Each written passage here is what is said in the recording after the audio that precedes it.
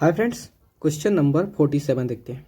In the given figure a circle is inscribed in an equilateral triangle ABC of side 12 centimeter. Find the radius of inscribed circle and the area of the sided region. देखो question देखते हैं।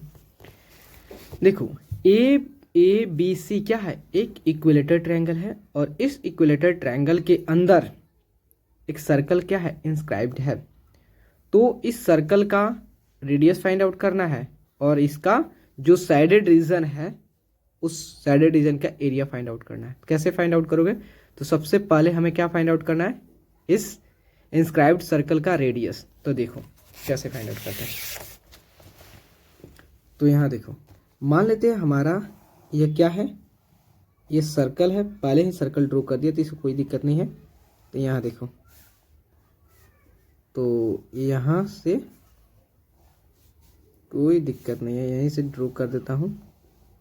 ठीक है, तो मान लो क्या है आपका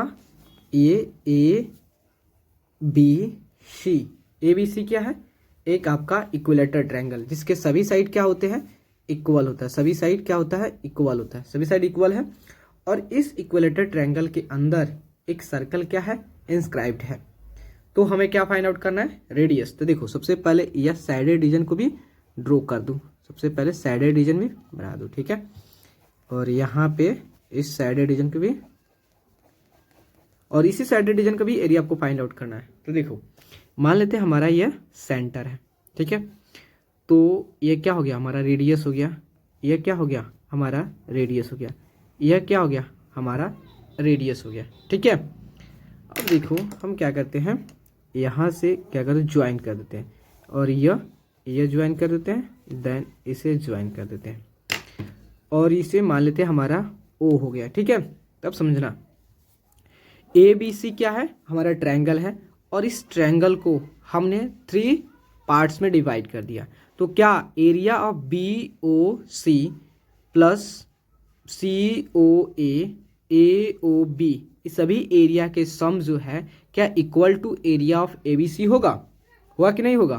तो ऑफकोर्स चलो, तो देखो एरिया, तो देखो अगर आप निकालोगे तो इसका बेस कितना है? 12 है। इसका भी बेस 12 होगा, इसका भी बेस 12 होगा। तो देखो एरिया ऑफ BOC इक्वल होगा एरिया ऑफ AOC के एरिया और सो इक्वल टू होगा AOB के। मतलब सभी ट्रायंगल की एरिया का होगा आपस में इक्वल होगा। क्यों इक्वल हो रहा है? क्योंकि आपका जो है ये इक्विलेटर ट्रायंगल है। ठीक है, तो देखो या तो आप ऐसे कर दो, area of triangle BOC plus area of triangle COA plus area of triangle AOB इस सभी ट्रायंगल की एरिया का जो सम होगा वह किसके इक्वल होगा? ये सभी का सम इक्वल होगा एरिया ऑफ ट्रायंगल ABC के। ठीक है, ABC के सम होगा। तो देखो यहाँ देखोगे इस ट्रायंगल में BOC ट्रायंगल देखोगे तो इसमें बेस क्या है? 12 है। हाइट क्या है? R है। तो आप सिंपली फॉर्मूला अप्लाई करोगे, half of base into height. ठीक है, तो plus half of base into height किस केस में? COA में प्लस AOB में सेम प्रोसीजर वही होगा, हाफ ऑफ बेस। देखो आप कहो तो अगर किसी एक ट्रायंगुलर पार्ट के एरिया निकाल दो, उसे 3 से मल्टीप्लाई कर दो, क्योंकि यहाँ तीनों जो आपका जो स्मॉल जो ट्रायंगल्स है उसकी एरिया क्या है? इक्वल है ना, जो कि इक्वल होगा half of base into height. ये किसका? आपका होगा जो आपका बड़ा जो ट्रायंगल इक्विलेटर ट्रायंगल उसका base into height. Base into height इसका नहीं होगा जी, इसमें आपको हाइट नहीं मेंशन दिया, उसमें हाइट की वैल्यू नहीं दिया है। तो इसमें सिंपली आप फॉर्मूला लगाओगे √3/4 A²। क्योंकि देखो ये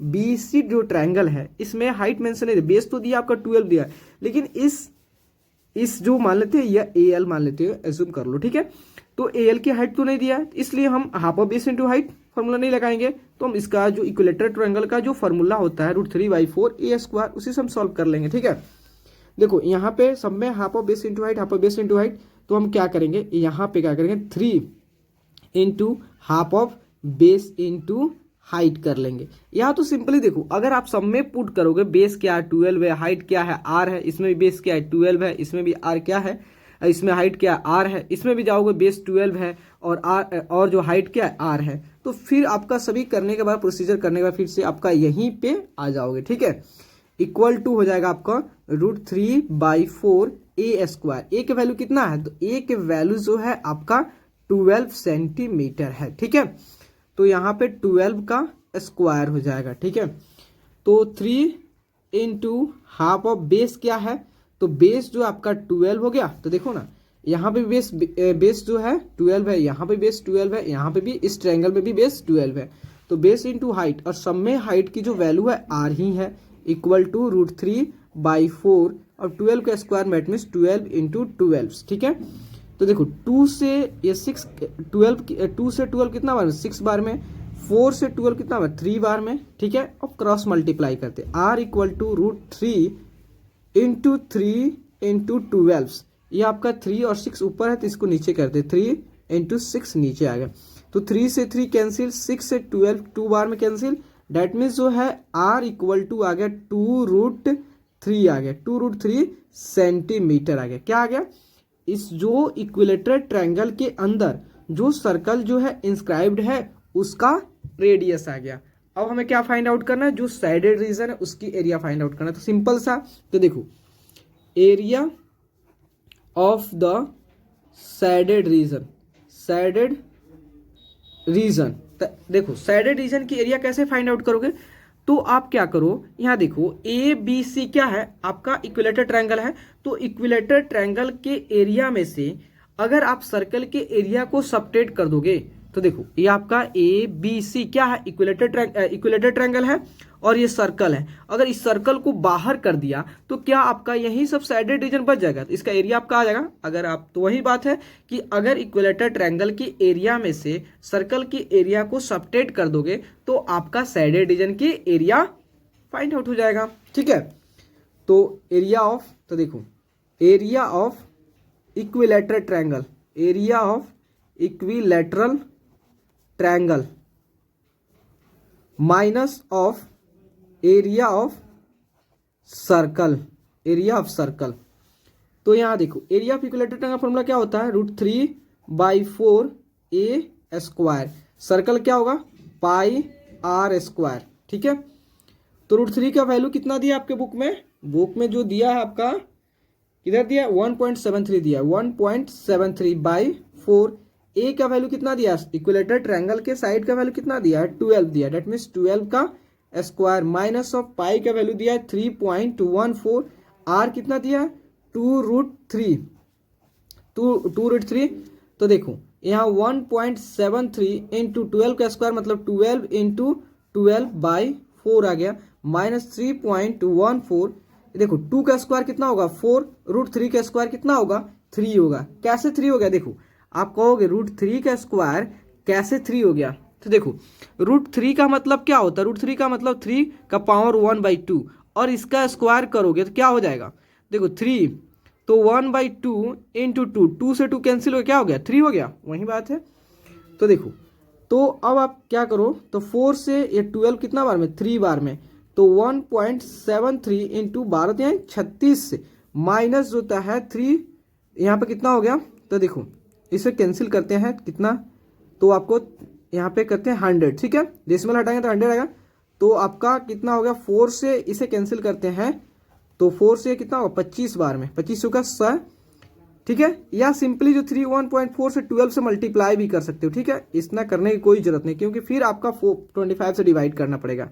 ठीक है, 4 रहने दो और यहाँ पे 3.14 रहने दो। ठीक है, तो 3.14 को 4 इंटू 12 से मल्टीप्लाई कर देना आराम से, क्योंकि फिर से आप 100 लाओगे तो अगर यहाँ तो 10 के पावर n है तो इजिली सॉल्व हो जाता है, लेकिन आपका फिर से क्या है 25 हो जा रहा है तो फिर उसको डिवाइड करना पड़ेगा तो और ज़्यादा मुश्किल होने लगेगा।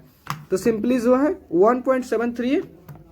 1.73 इंटू जो है 36 का मल्टीप्लाई करेंगे तो हमारा कितना आ जाएगा 62 62.28 माइनस ऑफ, इसको मल्टीप्लाई करो 3.14 को 12 से मल्टीप्लाई करोगे तो आपका है 37.68। ठीक है, अब जो आप सब्ट्रैक्ट करोगे कितना होगा, तो देखो 8 में से 8 गया 0 हो गया, ये 2 में से नहीं मतलब 12 में से 6 गया 6, उसके बाद हो गया ये कितना हो गया आपका जो है ये होगा कितना 11, 11 में 7 गया 4, 11 में से 7 गया 4 और ये गया 5, 5 में से 3 गया 2, मतलब 24.60 हो गया, 24.60 स्क्वायर सेंटीमीटर आ गया। ओके, स्क्वायर सेंटीमीटर आ गया। तो प्लीज़ दोस्तों, अगर आपको वीडियो अच्छा लगे और आपके लिए अगर हेल्पफुल है तो प्लीज़ चैनल को लाइक एंड सब्सक्राइब प्लीज़ ज़रूर करें, क्योंकि आपका लाइक और सब्सक्राइब ही